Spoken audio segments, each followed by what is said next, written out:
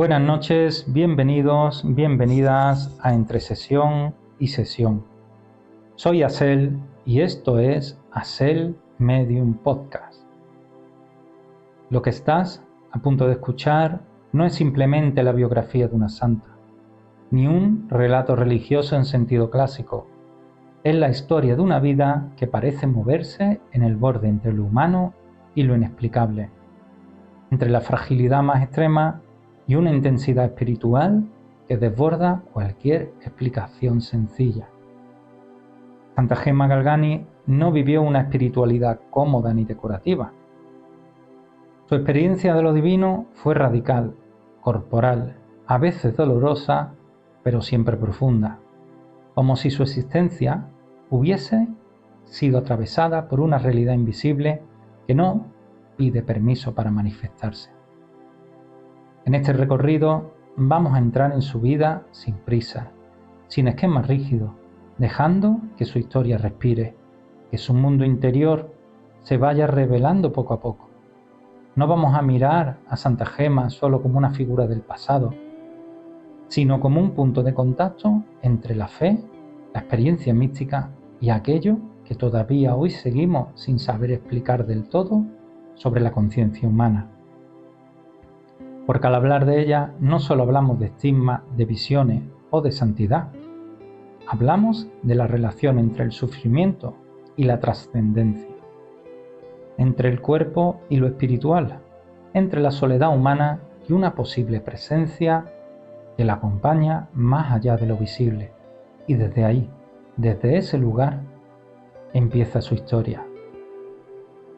Santa Gemma Galgani aparece en la historia espiritual del cristianismo como una de esas figuras que parecen atravesar la frontera entre lo humano y lo místico con una naturalidad inquietante, como si su vida no perteneciera del todo al plano ordinario, sino a una dimensión donde lo invisible se filtra constantemente en lo cotidiano, donde lo divino no es una idea lejana, sino una presencia que pesa, que marca, que transforma. Nació el 12 de marzo de 1878 en Lucca, Italia, en el seno de una familia profundamente marcada por la fragilidad y la pérdida. Su padre, Enrico Galgani, era un farmacéutico de carácter serio y trabajador, y su madre, Aurelia Landi Galgani, una mujer de profunda sensibilidad y gran ternura, cuya muerte temprana, cuando Gemma aún era muy joven, marcaría de forma decisiva su mundo interior. Desde muy pequeña, su vida quedó atravesada por una sensibilidad extrema que no era simplemente emocional, sino casi como perceptiva, como si su sistema interior estuviera afinando para captar algo que la mayoría de las personas no perciben. La muerte de su madre abrió en ella un tipo de vacío que no fue solo psicológico, sino existencial. Un espacio interior que no se llenaba con lo material ni con lo afectivo ordinario. Y es precisamente en ese tipo de vacío donde en muchas tradiciones místicas comienza a formarse lo que después se interpreta como vocación espiritual. Desde muy joven, Gemma empieza a experimentar fenómenos que la tradición católica interpretaría como signos de santidad, pero que desde una mirada más amplia también podría entenderse como estados de conciencia alterados, episodios de disociación espiritual o aperturas perceptivas intensas. Ella hablaba de presencia, de sensaciones, de contacto con lo divino, de una vida interior extremadamente activa en la que Cristo no era una figura simbólica, sino una presencia viva, íntima, casi corporal. Esta relación con lo sagrado no era abstracta ni teológica, era visceral, como si su sistema nervioso entero participara de esa comunicación. En su juventud, esta intensidad espiritual no siempre fue comprendida, ni siquiera por su entorno más cercano, lo que la llevó a vivir una especie de aislamiento emocional en el que su mundo interior se convirtió en su principal espacio de experiencia. Uno de los elementos más impactantes de su biografía son los llamados estigmas, las marcas físicas asociadas a la pasión de Cristo, que según los testimonios aparecían en su cuerpo en determinados momentos de profunda vivencia espiritual. Este fenómeno, que en la tradición cristiana se interpreta como una participación mística en el sufrimiento de Cristo, ha sido observado también en otros santos y místicos, lo que abre un campo de comparación interesante.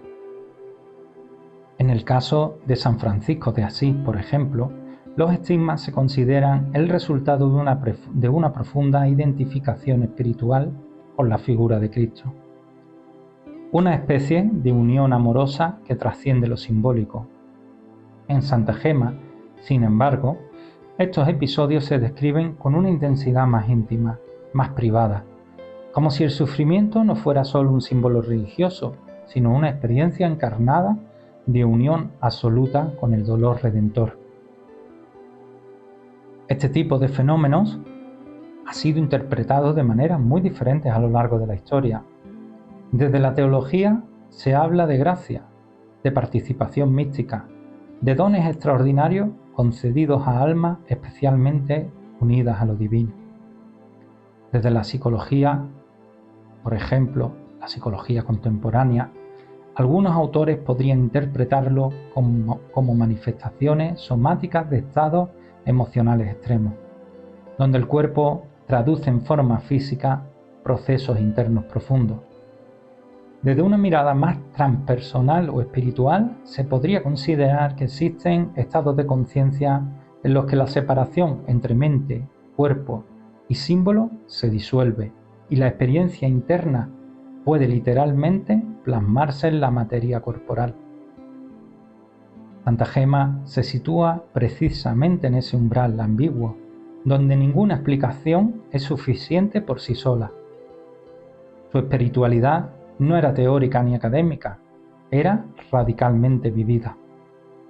No se trataba de estudiar a Dios, sino de vivirlo en cada respiración, en cada renuncia, en cada experiencia de dolor o éxtasis.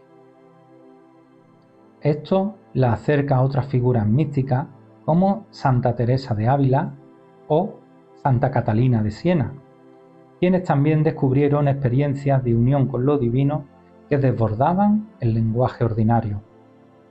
Sin embargo, en Santa Gema hay una particularidad. Su espiritualidad está profundamente atravesada por la fragilidad física y la enfermedad. No es una mística del poder o de la expansión, sino una mística del límite de la vulnerabilidad extrema, donde el cuerpo no es un instrumento de dominio, sino un espacio de entrega total. En su vida cotidiana, esta intensidad espiritual coexistía con una existencia relativamente sencilla, marcada por la pobreza y la enfermedad. No hay en ella grandes estructuras institucionales ni cargos eclesiásticos, sino una vida casi escondida, silenciosa, sostenida por la oración y la experiencia interior. Sin embargo, lo que la hace extraordinaria no es la grandiosidad externa, sino la profundidad de su mundo interno. En muchos sentidos, su vida plantea una pregunta fundamental sobre la naturaleza de la experiencia espiritual. Si la santidad es una cuestión de acción externa o de transformación interna radical. Los relatos sobre sus experiencias místicas incluyen visiones de Cristo, momentos de éxtasis y episodios en los que su cuerpo reaccionaba físicamente a lo que ella describía como encuentros espirituales. En estos estados, la frontera entre lo psicológico y lo espiritual se vuelve difusa. Hoy, desde una perspectiva más amplia, podríamos considerar que estos estados se asemejan a lo que algunas tradiciones llaman estados no ordinarios de conciencia, donde la percepción del yo se diluye y emerge una sensación de unidad con algo mayor, ya sea interpretado como Dios, el universo o la conciencia absoluta. Compararla con otros santos es entrar en un campo fascinante de resonancias y diferencias. San Francisco de Asís vivió una espiritualidad marcada por la naturaleza, la pobreza elegida y la alegría mística. Santa Teresa de Ávila desarrolló una espiritualidad más estructurada e introspectiva, con un lenguaje profundamente psicológico para su época. Gemma Galgani, en cambio, parece moverse en un eje más silencioso, más íntimo y más sufriente, donde la experiencia de Dios no se traduce tanto en acción externa como en transformación interior a través del dolor y la entrega. El sufrimiento en su vida no puede entenderse solo como castigo o prueba, sino como un lenguaje espiritual en sí mismo dentro de su propia experiencia. En la mística cristiana, el sufrimiento a menudo se interpreta como participación en la pasión de Cristo, una forma de unión con lo divino a través de la identificación con el dolor redentor. Sin embargo, también puede ser leído como la expresión extrema de una sensibilidad psíquica que no encuentra integración en lo cotidiano. En Santa Gemma, el sufrimiento no es ruido, es significado, no es interrupción, es vía. Su relación con lo divino alcanza entonces una forma de intimidad absoluta, casi totalizante. Cristo no es símbolo ni idea, es presencia, es compañía, es interlocutor interno. Y esa relación vivida con una intensidad difícil de sostener en lo humano va moldeando toda su existencia hasta convertirla en una vida completamente orientada hacia esa unión. Con el paso del tiempo, su figura fue reconocida dentro de la tradición católica como ejemplo de la santidad, pero también como un caso que no deja de generar preguntas, porque incluso dentro de la fe, su vida no se agota en una explicación sencilla. Permanece ese punto de tensión entre lo visible y lo invisible, entre lo psicológico y lo místico, entre lo humano y lo que parece ir más allá de lo humano. Y quizás por eso su historia no se cierra de verdad, no termina en una definición ni en una certeza, termina en una especie de silencio denso en el que lo único que queda es la sensación de haber atravesado la vida de alguien que vivió al borde de algo mayor, algo que no siempre se puede nombrar, pero que deja huella.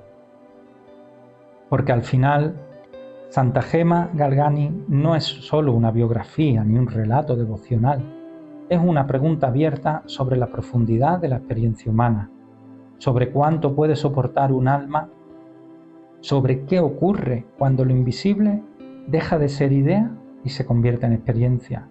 Y sobre todo, si hay vidas que no están hechas para ser explicadas, sino para ser contempladas en silencio. Y al llegar al final de la vida de Santa Gemma Galgani, lo que queda no es una historia cerrada, ni una explicación definitiva, ni una conclusión que ordene todo lo vivido. Lo que queda es más bien una huella, una pregunta abierta que sigue brillando mucho después de su tiempo, como si su existencia no terminara del todo con la muerte, sino que continuara en el terreno de lo simbólico, de lo espiritual y de lo que no se deja encerrar en una sola interpretación. Porque su vida no se puede reducir a la enfermedad, ni al éxtasis, ni a los estigmas, ni siquiera a la santidad entendida de forma convencional. Santa Gemma parece habitar un espacio donde lo humano se vuelve transparente a otra realidad, donde el sufrimiento no es solo sufrimiento, sino lenguaje, y donde la entrega absoluta no es solo renuncia, sino una forma de unión que desborda las categóricas con las que solemos entender la experiencia. Tal vez, por eso, su figura sigue generando eco, no porque ofrezca respuestas claras, sino porque abre preguntas profundas. ¿Qué es realmente la conciencia? ¿Qué es el dolor cuando deja de ser solo físico? ¿Qué significa una vida cuando se vive desde la frontera entre lo visible y lo invisible? ¿Y hasta qué punto lo místico no es una excepción, sino una posibilidad latente en la experiencia humana? Santa Gemma Galgani al final no se queda solo en la historia de la Iglesia, ni en la devoción de unos pocos, se convierte en un punto de contemplación, en un símbolo de esa tensión entre la fragilidad y la trascendencia que atraviesa toda existencia humana. Y quizá lo único que nos deja en silencio es esta idea que hay vida que no se entienden para ser explicadas, sino para ser sentidas. Y sin embargo, incluso en ese silencio al que parece conducir su historia, hay todavía un último tramo que no puede quedarse sin ser atravesado, porque la vida de Santa Gema Galgani no solo fue intensa en su experiencia interior, sino también en su breve tiempo, como si toda esa profundidad hubiera sido concentrada en una existencia que no estaba destinada a durar, sino a arder. A medida que su vida avanza, su cuerpo comenzó a deteriorarse de forma cada vez más evidente. La enfermedad no era algo puntual en ella, era un estado casi constante, una condición que acompañaba su experiencia espiritual como una especie de contrapunto físico. Durante años sufrió episodios de debilidad extrema, fiebre, dolores intensos y una fragilidad que la dejaba en muchos momentos al límite de su fuerza.